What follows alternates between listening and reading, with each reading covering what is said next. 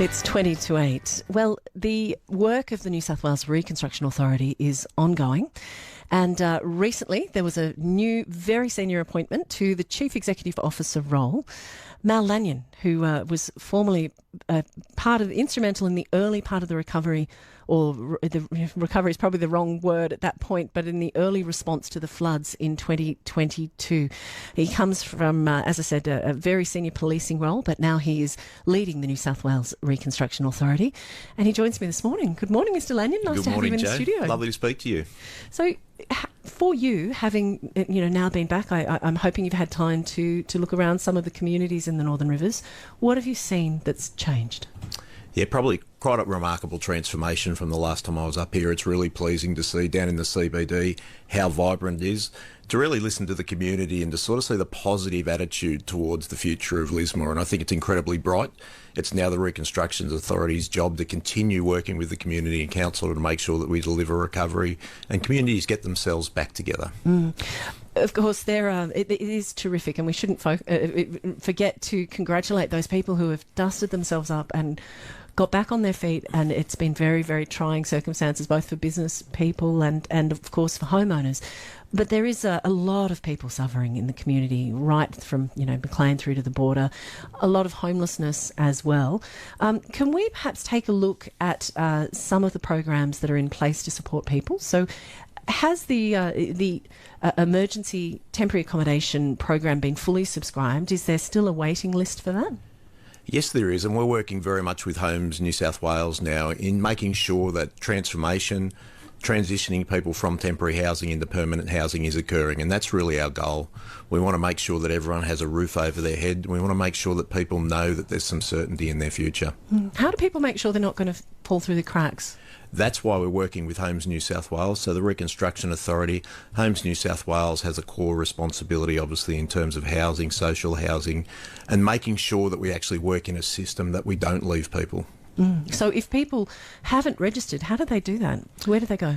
Yes, certainly they can contact the Reconstruction Authority, or they can go through Homes New South Wales, which is the normal way that people would approach. So either of those, and they can get assistance. We are here to help, and we'll certainly make sure that they get the service they require.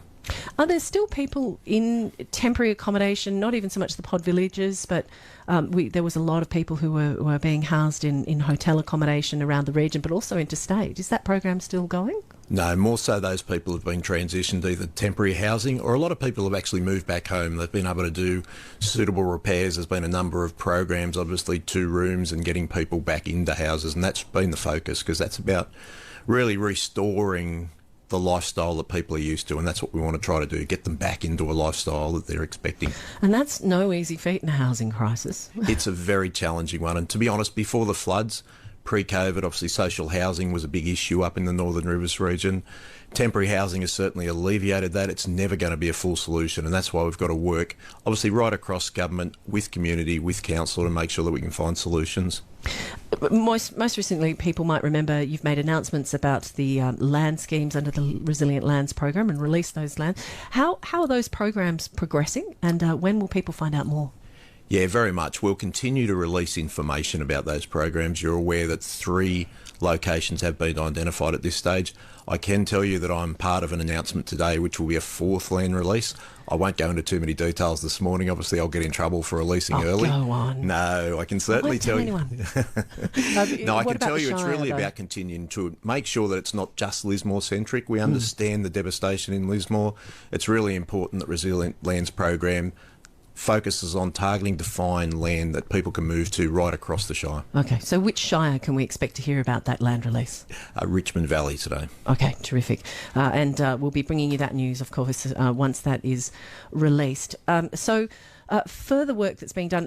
When it comes to the planning of these estates, some of them are greenfield sites. It's got to happen from scratch. There's a lot of infrastructure that's got to be put in.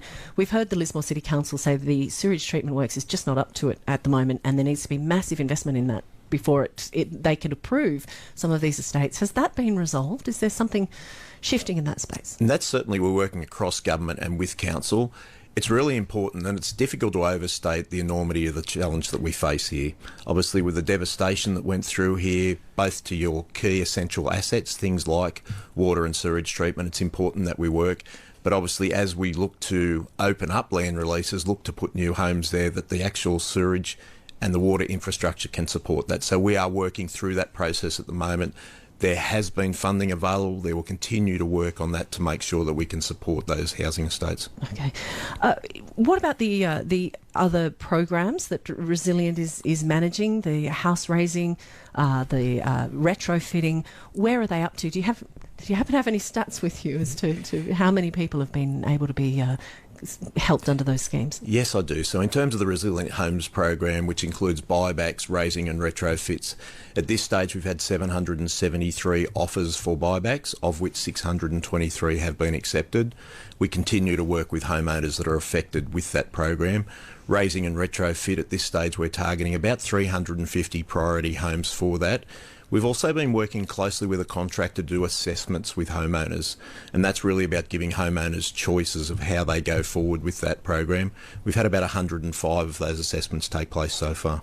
Okay, and is money still there for people to be to have their house bought back? I think as we all know, the original figure of 2,000 was reduced to about 1,260 odd.